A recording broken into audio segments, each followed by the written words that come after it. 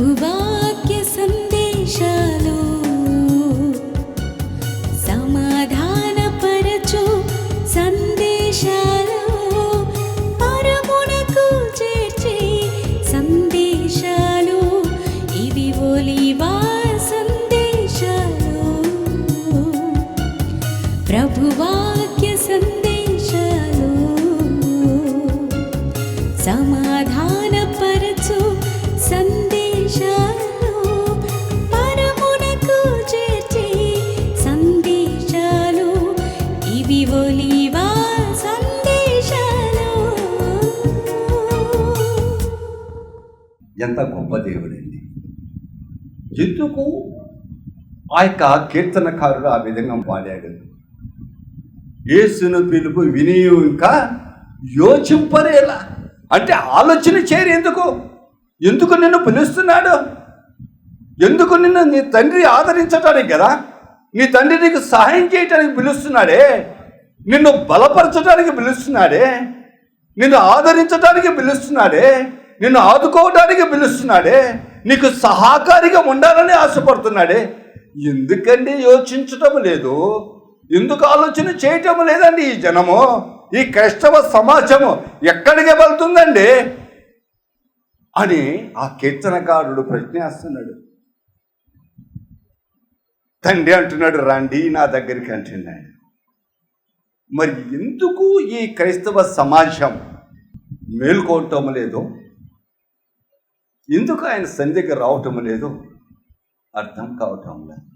ఉపవాస ప్రార్థనలు చాలా జరుగుతున్నాయి, కానీ పలు రకాలుగా జరుగుతున్నాయి, అనేక రకరకాలుగా జరుగుతున్నాయి. ఏ ప్రజల గురించి అయితే నిన్ను ఏర్పాటు చేసుకున్నాడో, ఏ సమాజాన్ని గురించి నిన్ను ఏర్పాటు చేసుకున్నాడో, వారి క్షేమము కోసము, వారి యొక్క సుఖము కోసము, వారి అభివృద్ధి కోసము, వారికి చేయవలన మేలు కోసము నీ ద్వారా చెయ్యాలని ఆ ప్రభువారు తెలియజేసి చెప్తున్నాడు. అయ్యా ఉపవాసం ఉండు. ఎవరిని అంటున్నాడు? ప్రజల్ని కాదండి, సంఘ కాపర్లు అంటున్నాడు, సువార్తకులు అంటున్నాడు, ఆ దేశంలో ఉన్నటువంటి విశ్వాసులు అంటున్నాడు, ఆ దేశంలో ఉన్న ప్రార్థనా పరులు అంటున్నాడు, ఆ దేశంలో ఉన్న అభిషేక్తులు అంటున్నాడు, ఆ దేశంలో యాజకులు అంటున్నాడు, ఆ దేశంలో పాత్రలను అంటున్నాడు. ఎందుకో తెలుసా? మంగళార్చటానికంట, ప్రైజ్ లార్డ్, బ్రతిమలాడటానికంట, ప్రైజ్ లార్డ్. ఎవరి గురించి? నా ప్రజలు పాడైపోతున్నారు, నా ప్రజలు అన్యాయంగా పాడైపోతున్నారు, నా ప్రజల గురించి నువ్వు అంగలార్చాలి, వారి కొరకే కదా నిన్ను నియమించిందని పాస్టర్లకు చెప్తున్నాడు. ఆయన దయగలిగిన వాడు, ఆయన కృప కలిగిన వాడు. మన పాపాలనంట సముద్ర అగాధంలో పడేస్తాడంట, జ్ఞాపకం చేసుకోడంట. ఇంత మంచి దేవుడు నీ దేవుడండి, నువ్వు ఆరాధిస్తున్న దేవుడు ఇంత గొప్ప దేవుడండి, నీ దోషములను కొట్టివేస్తాడంట. ఎవరైనా ఉన్నారా ఇంకా భూమి మీద కానీ ఆకాశం అందు కానీ ఇటువంటి జాలి కలిగిన దేవుడు? ఎందుకండి ఈ క్రైస్తవ సమాజం ఇంకా నిద్ర మొత్తం వదలకుండా ఉంది?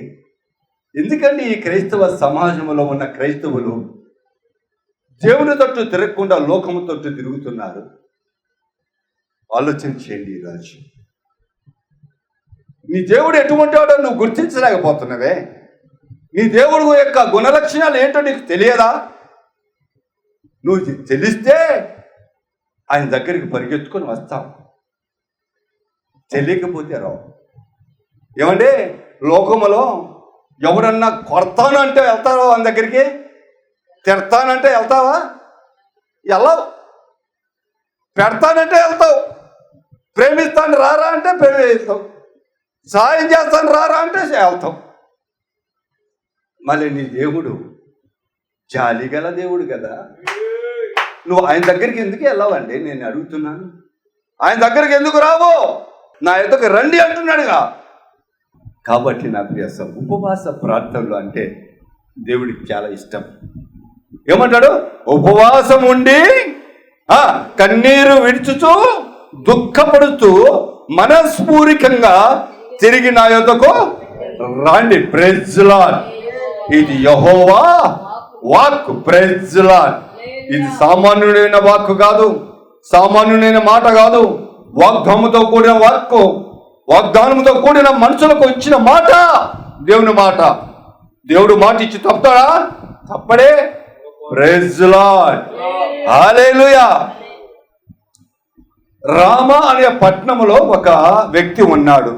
ఇక్కడ రామ అనే పట్టణములో ఒక వ్యక్తి ఉన్నాడు. అతని పేరు మిల్కానా. అతని పేరేంటి? మిల్కానా. అతనికి ఇద్దరు భార్యలు. మొదటి భార్య పేరు అన్న, రెండో భార్య పేరు పెనన్న.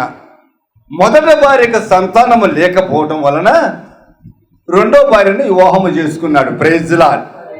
రెండో భార్యను పెళ్లి చేసుకోగానే దేవుని కృపను బట్టి గర్భవతి అయింది, పిల్లలు కలిగారు. Praise the lord. కానీ ఆ మిల్కానా చాలా భక్తివంతుడు, దేవుడు అంటే భయభక్తులు కలిగిన వాడు. Praise the lord. రామ అనే పట్టణంలో నుంచి షిలోమ్ అనే పట్టణానికి వెళ్ళి సైన్యములకు అధిపతిగా యెహోవా మందిరములో ప్రతి సంవత్సరం ఏట అని అక్కడ రాయబడింది. ప్రతి సంవత్సరము మొక్కుబళ్ళు చెల్లించుకొని వచ్చేవాడంట. వెళ్తేప్పుడు అందరినీ తీసుకెళ్ళేవాడు. మొదటి భార్యను, రెండో భార్యను, పిల్లలను అందరూ వెళ్ళిపోయేవాళ్ళు వాళ్ళు పొలోమని. Praise the lord. మొక్కుబడి చెల్లించుకుని వచ్చేవారు. కానీ అక్కడ అప్పుడప్పుడు ఈ పెనెన్న అన్నకు సంతానం లేకపోవడం వలన కొద్దిగా మాటల ద్వారా ఇబ్బంది కలగజేసేదంట. Praise the lord. కానీ భరించుకుంటూ వచ్చేది. భర్త కూడా కోఆపరేషన్ ఇచ్చి, ఆమె అంటే అన్నది లేదు, నువ్వు బాధపడగాకు, నీకు బిడ్డలు లేకపోతే ఏంటి, భర్తను నేనే, బిడ్డను నేనే, నాలో చూసుకో నీ బిడ్డలుగా అని ఓదార్చుతూ వచ్చేవాడంట. Praise the Lord. ఒక సంవత్సరం వెళ్ళారు షిలోనుకు. ఆ షిలోను సైన్యములకు అధిపతిగా యెహోవా మందిరములో ఆయన ఏలి అనే యాజకుడు ఉన్నప్పుడు, యాజక ధర్మం ఏంటో తెలుసా? యాజకులు ఎవడు నిర్మించాడు? యాజకులు మానవులు ఎవరు నిర్మించలే. మానవులు పెట్టలే యాజకుల్ని, దేవుడే పెట్టాడు. తెలుసా విషయము? దేవుడే పెట్టాడు. నిర్గమకాండము 28వ అధ్యాయము మొదటి వచ్చి ఒకసారి చదువు. యాజకత్వము చేయుటకై నీ సహోదరుడైన అహరోనును అతని కుమారులను అనగా చాలు. యాజకత్వము చేయటానికి ఎవరు కావాలన్నాడు? మోషేతో మాట్లాడుతున్నాడు దేవుడు. నీ సహోదరుడైన అహరోను అతని సంతానాన్ని నేను ఏర్పాటు చేసుకుంటున్నాను నా మందిరములో యాజకత్వము చేయటానికి, యాజకులుగా ఉండటానికి, ప్రజలకు నాకు మధ్యవర్తులుగా ఉండటానికి, ప్రజల యొక్క పాప క్షమాపణ వారి ద్వారా నాకు తెలియజేస్తుంది. వారి ప్రార్థన ఆలకించి వారికి మేలు చేయటానికి, నాకు వారికి ప్రజలకు నాకు మధ్య వారు యాజకులుగా నా మందిరములో ఉంటారు. వారిని సిద్ధపాటు చేసి వారికి అభిషేకించు, ప్రతిష్టపరచుమని మోషేకు ఆజ్ఞాపించాడు. దేవుని నామానికి మహిమ కలుగునుగాక. ఆ యొక్క స్థితిగతుల నుంచి వచ్చిన వాడే ఏలి. Praise the lord. ఆ ఏలి ఆ మందిరములో సైన్యములకు అధిపతిగా యెహోవా మందిరములో ఆ రోజు కూర్చొని ఉన్నాడంట తన ఆస్థానమందు. Praise the lord. ఆ రోజు బాగా గొడవ జరిగింది ఇంట్లో, ఆ యొక్క మందిరం దగ్గర. ఎట్లా అంటే చూడండి, మొదటి సామెల గ్రంథము 1వ అధ్యాయము 6వ వచనము. యెహోవా ఆమెకు సంతు లేకుండా చేసిన హేతువును బట్టి ఆమె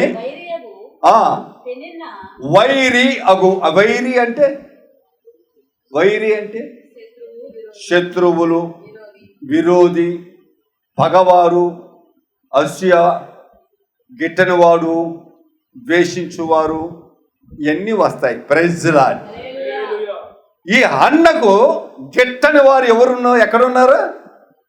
ఎక్కడున్నారండి? ఇంటి పక్కల ఉన్నారా? బజార్లో ఉన్నారా? గ్రామంలో ఉన్నారా? లేదు, ఇంట్లోనే ఉన్నారు. Praise lord. మంచం పక్కన మంచం ఉంది. Praise lord. ఆలోచన చేసుకోండి. ఈరోజు నీకు వైరి ఎక్కడ ఉంటాడు? విశ్వాసులకు వైరి ఎక్కడ ఉంటాడు చెప్పండి? క్రైస్తవ విశ్వాసులకు వైరి ఎక్కడ ఉంటాడు? వైరి అంటే ఎవడు? అపవాది. పక్కనే ఉంటాడు. నువ్వు ఎక్కడుంటే అక్కడ ఉంటాడు. నువ్వు ఇంట్లో ఉంటే ఉంటాడు, బజార్లో ఉంటే బజార్లో ఉంటాడు, మందిరంలో ఉంటే మందిరంలో ఉంటాడు. ఎక్కడుంటే వాడు నీ ప్రక్కనే ఉంటాడు. Praise Lord. వైరి నీ ప్రక్కనే ఉంటాడు. అన్నకు కూడా వైరి అయినా పెనన్న ప్రక్కనే ఉంది. చదువురా. పెనన్న ఆమెను విసిగించుచు ఆమెకు కోపము పుట్టించుచు వచ్చెను. ఎల్కానా ఆమెకు ఏటేట. Praise lord. నా ప్రియ సహోదరి సహోదరు, మన పక్కనే ఉంటుంది. అన్నకు కూడా కోపం పుట్టించింది. బాధపడినది అన్న ఏం పన్నది? బాధపడింది, ఏడిచింది, మొత్తుకున్నది. అన్నం పెట్టాడు, తిను అన్నది, వద్దుపా అన్నది. ఎక్కడికి వెళ్ళింది? మందిరానికి వెళ్ళిపోయింది. మందిరానికి వెళ్ళిపోయినప్పుడు 9వ వచనం, వారు శిలోములో అన్నపానములు పుచ్చుకొన తర్వాత అన్నా లేచి యాజకుడైన ఏలి ఆ ఆసనము మీద కూర్చొని ఉండగా ఏంటంట? బహు దుఃఖాక్రాంతురాలై వచ్చి, ఒక్క నిమిషం రా. బహు దుఃఖాక్రాంతులై వచ్చాడు. ఏమన్నాడు? సర్వశక్తి గల దేవుడు ఏవేళ ప్రవర్త ద్వారా ఏమన్నాడు? ఇప్పుడైనా ఉపవాసం ఉండి కన్నీరు కారుస్తూ దుఃఖించుతూ అన్నాడు. ప్రేక్ష అన్న ఏం చేసింది? బహు దుఃఖపడుతుంది అంట. మనోవేదన కలిగి ప్రార్థన చేస్తుంది. మనసులో దుఃఖపడుతుంది. పెదవులుగా కదులుతున్నాయి, కన్నీరు కారుతున్నాయి, కానీ మాట బయటికి రావటం ఇలా బహు దుఃఖాక్రాంతులై ప్రార్థన చేస్తుంది. ఎవరు ఎదుట? ఆసీనుడై ఉన్నటువంటి యాజకుడైన ఏలి ఎదుట. Praise lord. నా ప్రియ సహోదరి సహోదరు, ప్రార్థన అందరూ చేయమని చేస్తాం. మేము ప్రార్థన ఇళ్ళలో చేసుకుంటున్నాము లేండి. మా సమస్యలు తీర్చడం లేదు. ఎందుకు తీరుతాయండి? అన్నం చూడు. అన్న ఎక్కడికి వచ్చింది? మందిరానికి వచ్చింది. ఎవరిది ఆ మందిరము? యెహోవా మందిరము. ఆ మందిరంలో ఎవరున్నారు? యాజకుడు ఉన్నాడు. యాజకుడు ఉండగానే ఆమె దుఃఖపడుతూ ప్రార్థన చేస్తున్నది. Praise Lord. హల్లెలూయా. మందిరానికి రాండమ్మా, సమస్యల గురించి ప్రార్థన చేద్దాం రాండమ్మా, ఉపవాసం ఉండి ప్రార్థన చేద్దాం రాండమ్మా, మీ కుటుంబాలు బాగుపడేలాగా ప్రార్థన చేద్దాం రాండమ్మా అంటే మా పాస్టర్ ఒప్పుకోడండి. అరే మా సంఘానికి వచ్చి ఉండమంటారా? నేను ఉపవాస ప్రార్థన ప్రకటించాను. ప్రతి శుక్రవారం ఉపవాస ప్రార్థనలు జరుగుతున్నాయి. ఉపవాస ప్రార్థనలో పాలుపాగస్తురాలివి, పాగిలిపాగస్తుడివి కా. నీ సమస్యలో ఏదో చెప్పు, నేను ప్రార్థన చేస్తా, నువ్వు ప్రార్థన చేయి. మన ఇరువురి ప్రార్థన దేవుడు ఆలకిస్తాడు. కార్యము మన జీవితాల్లో జరుగుతాయి, మన కుటుంబాల కార్యాలు జరుగుతాయని నేను ఈ యొక్క బేతోలు పెదపేటలో ఉపవాస ప్రార్థన కూడికలు ప్రతి శుక్రవారం జరుగుతుంటే ఇంటి ముందున్నారు, ఇంటి వెనక ఉన్నవారు, ఇంటి పక్కన ఉన్నారు, ఎవరైనా సరే వారి సమస్యల గురించి వచ్చి ప్రార్థన చేయరు. కారణం ఈ గ్రామంలో ఉన్న వారు రారు, ప్రార్థన చేయరు. కారణం వాళ్ళ సంఘ కాపర్లు ఒప్పుకోరంట. ఇప్పుడు ఎవరండి శత్రువు? నీ కుటుంబాన్ని పాడు అవ్వడానికి, నీ కుటుంబ సమస్యలు తీరకుండా ఆగిపోవడానికి కారకులు ఎవరు? వైరి ఎవరు? సంఘ కాపర్లే. నేను ఈ సంఘానికి రమ్మని నేను అంటలేదే. శుక్రవారం ఉపవాస ప్రార్థన జరుగుతుంది. దేవుడు నాకు చాలా ఇచ్చిన మాట ప్రకారం ఉపవాస ప్రార్థన చేయమన్నాడు, నేను చేస్తున్నాను. అనేక మంది గ్రామాల నుంచి మేలు పొందుతున్నారు. నువ్వు రాండి, పెదపేట వాళ్ళారా, ఈ దగ్గరున్న వారిలా రండి మేలు పొందండి అంటే మా పాస్టర్ ఒప్పుకోడండి, మా పాస్టర్ వెళ్ళొద్దన్నాడండి. అంటే వైరి ఎవరు, శత్రువు ఎవరు? నీ సంఘ కాపరే, నీ విశ్వాసులే, నీ సంఘ పెద్దలే. ఆలోచన చేసుకోండి. ఈరోజు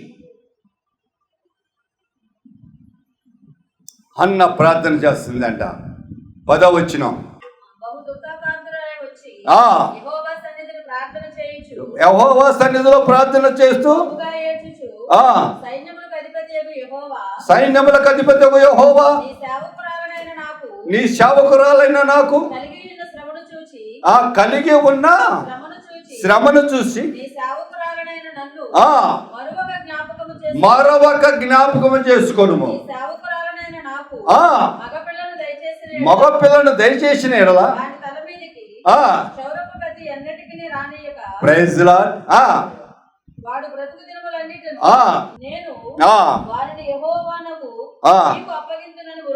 నేను వారిని యెహోవాకు అప్పగింతునని మొక్కుబడి చేసుకొని దేవుని నామానికి మహిమ కలుగును గాక.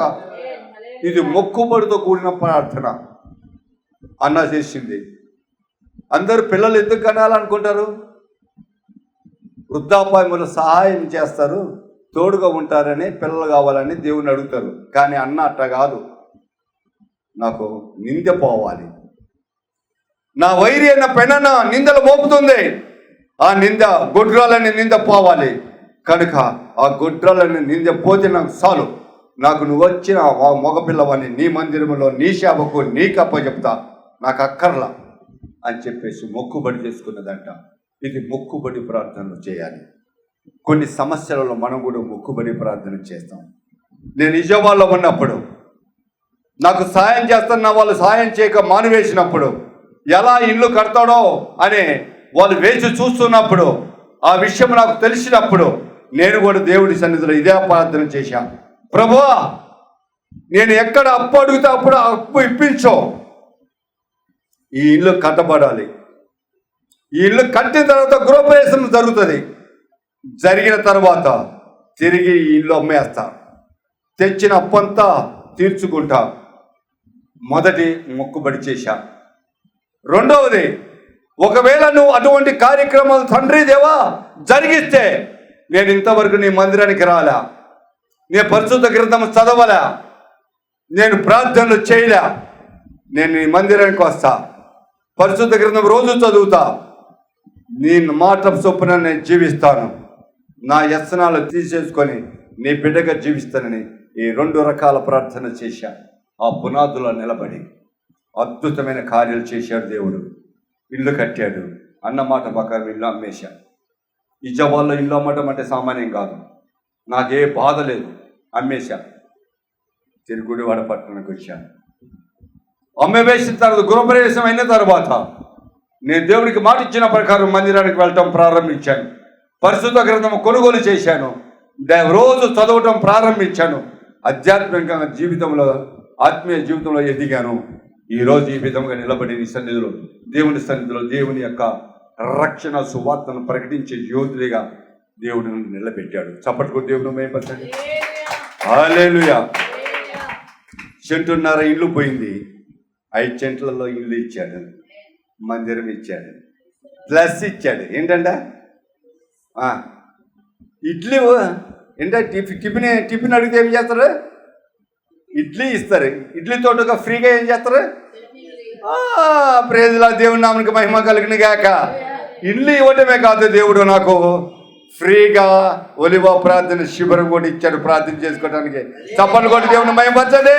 గొప్పగా గొప్పగా ప్రేజలా ఉండడానికి నివాసమే కాదు, ప్రార్థన చేసుకోవడానికి, వాక్యోపదేశం చేయడానికి ఒలివ ప్రార్థన శిబిరాన్ని కూడా ఇచ్చాడు.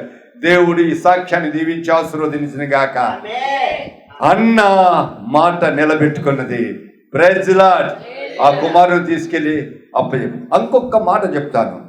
ఆమె అలా ప్రార్థన చేస్తుంటే, మొక్కుబడి చేసుకుంటుంటే, కూర్చుని ఉన్న యాజకుడు అలా ఆమెకెళ్ళి చూస్తున్నాడంట.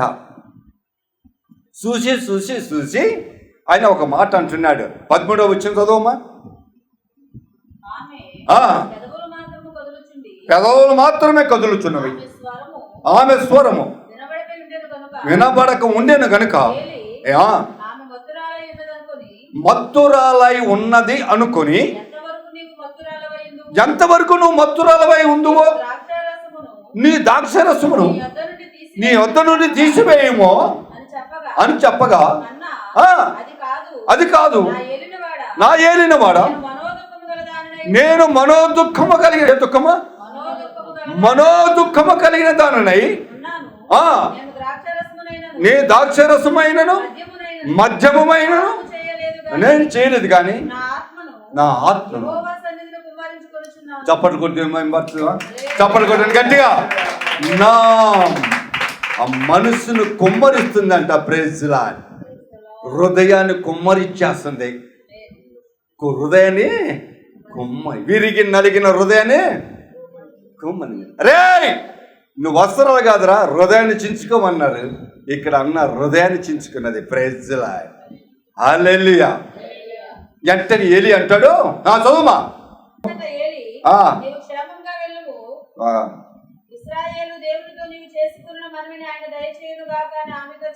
ఎవరన్నాడు ఈ మాట?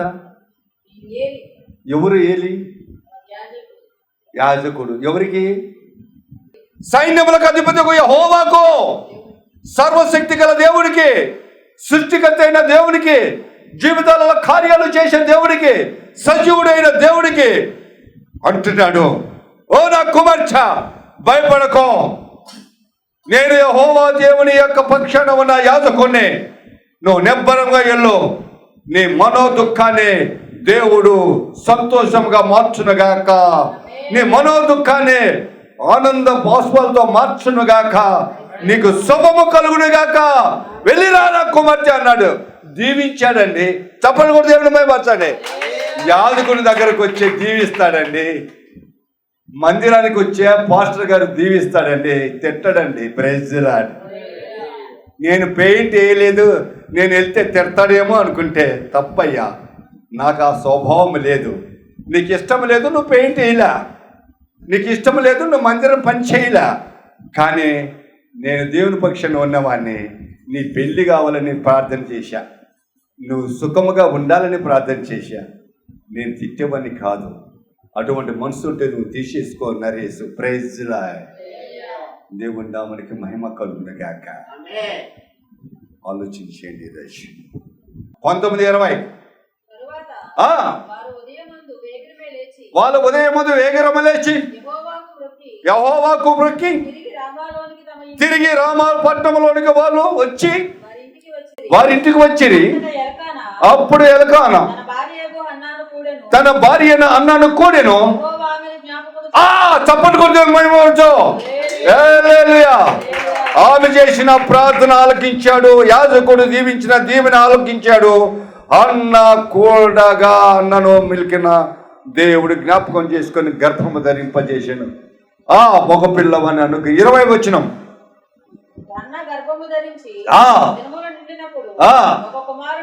ఒక్క కుమారుని కానీ చప్పట్లు దేవుని భయపరచండి. ఇదే అండి ఉపవాస ప్రార్థన.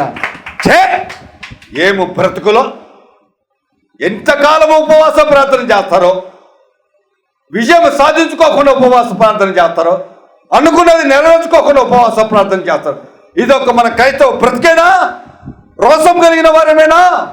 నువ్వు రోషం కలిగిన దేవుని బిడ్డవే, నువ్వు రోషం కలిగిన దేవుని సమాజ పాత్రగా పనిచేస్తున్నావే. ఎందుకు నీ బతుకో? ఎందుకు నీ యొక్క జీవితం విశ్వాస జీవితం కార్యము జరిగించుకోకుండా, కార్యము సఫలం చేసుకోకుండా ఎంతకాలము నాటకం ఆడతావు? ఎంతకాలము వేషధారణ ఉపవాస ప్రార్థన కూడికలు జరిగిస్తావు? రోషం కలిగిన వాళ్ళైతే అన్నలాగా, రోషం కలిగిన వాళ్ళైతే ఏలియాలాగా నిలబడి ప్రార్థన చేసుకో. ఉపవాస ప్రార్థన కూడికలు వాక్యం చెప్పాలంటే వాక్యం నేనైతే ఇదిలాగా చెప్తా. తప్పైతే క్షమించండి, మంచి అయితే స్వీకరించండి. దేవుడు మిమ్మల్ని దీవించి ఆశీర్వదించిన గాక. ఆమేన్. ఆమేన్. ప్రార్థన. సర్వోన్నతుడా, సర్వశక్తి గల దేవా, మిక్కిలి ప్రేమ గల తండ్రి, మీకు వందనాలు, స్తుతులు, స్తోత్రాలు. ఇప్పటి వరకు మాతోనూ ఈ శిబిరములో మెరుండి నడిపించినందుకు మీకు వందనాలు, స్తుతులు, స్తోత్రాలు. ప్రభా, ఇష్టపడిన ప్రతి మాట విన్న ప్రతి ఒక్క హృదయంలో నాటబట్టకు సహాయం చేయండి. ప్రతి ఒక్కరు నెమరు వేసుకోవడానికి సహాయం చేయండి. ఈ ప్రవచన టెలివిజన్ ద్వారా టీవీ ముందు కూర్చొని విన్న ప్రతి ఒక్కరి హృదయాన్ని కదిలించండి.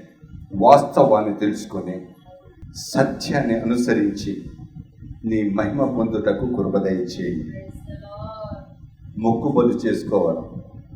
కార్యాలు జరగనప్పుడు, నిందలు మోస్తున్నప్పుడు, తన జీవితాలలో ఫలించనప్పుడు, అనుకోని సాధించలేనప్పుడు యెహోవా సమస్తము సాధ్యము చేయగలిగిన ఆ సర్వశక్తి గల దేవాది దేవుని యొద్దకు వచ్చి, నా ప్రభు నా రక్షకుడు నా జనని యేసు నామములో అడిగి ప్రతి ఒక్కరూ పొందుకోగలిగిన భాగ్యము ధన్యతను ప్రతి ఒక్కరికి అనుగ్రహించమని, ఇక్కడ కూడిన ప్రతి ఒక్కరిని పేరు పేరుని జ్ఞాపకం చేసుకోమని, వారు చేసిన ప్రతి విన్నపం విజ్ఞాపనలను ఆలకించావని, ఆయా సమయంలో ప్రభు వారికి జవాబు ఇచ్చి ఈ శిబిరంలో మీరు ఉన్నారని రుజువుపరచమని, నా ప్రార్థన వారి ప్రార్థన ఆలకించావు.